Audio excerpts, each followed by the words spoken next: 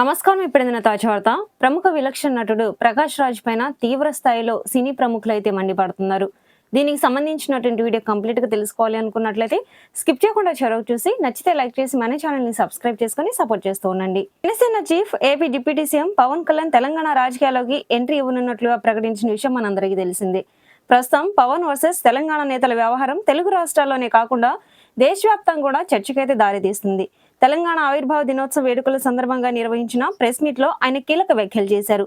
తెలంగాణలో రాబోయే ఎన్నికల్లో జనసేన పోటీ చేస్తుందని అన్నారు. ఈ క్రమంలోనే పవన్ వ్యాఖ్యలను నటుడు ప్రకాష్ రాజ్ పరోక్షంగా కౌంటర్ అయితే ఇచ్చారు. అలానే ప్రకాష్ రాజ్ కి సైతం పవన్ వీరాభిమాని నిర్మాత బండ్ల గణేష్ కూడా నెక్స్ట్ లెవెల్లో కౌంటర్ ఇవ్వడం అయితే జరిగింది. మీరు వస్తానంటే మేము వద్దంటామా, రండి దోరా, కానీ వచ్చే ముందు ఉత్తునే వస్తున్నారా, పొత్తుతో వస్తున్నారా, లేదా సింగిల్ గా వస్తున్నారా అది చెప్పి రండి అంటూ కూడా ప్రకాష్ రాజ్ సోషల్ మీడియాలో పోస్ట్ అయితే పెట్టారు. ఇక్కడ పవన్ కళ్యాణ్ పేరును మెన్షన్ చేయనప్పటికీ కూడా జనసేనాని గురించి మరి క్లియర్ గా అర్థమవుతుందని కూడా ఇక్కడ నెటిజన్లు అయితే భావిస్తున్నారు.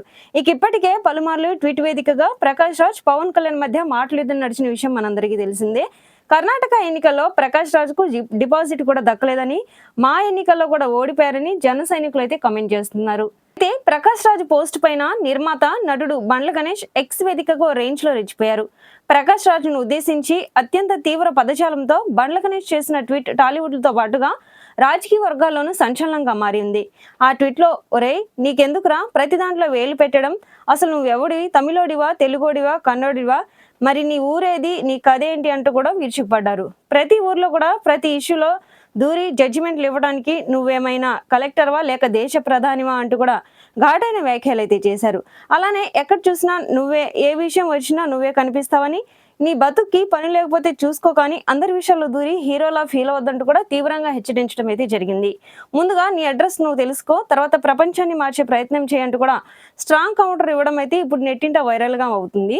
గణేష్ అయితే తెలుగు ప్రేక్షకులకు ఈయన గురించి కొత్తగా పరిచయం అక్కర్లేదు. నటుడిగా, నిర్మాతగా తెలుగు చిత్ర పరిశ్రమలో ప్రత్యేక గుర్తింపు తెచ్చుకున్నారు. కమెడియన్ గా అలాగే టాలీవుడ్ కి ఎంట్రీ ఇచ్చి పలు సినిమాల్లో నటించి గుర్తింపు తెచ్చుకున్నారు.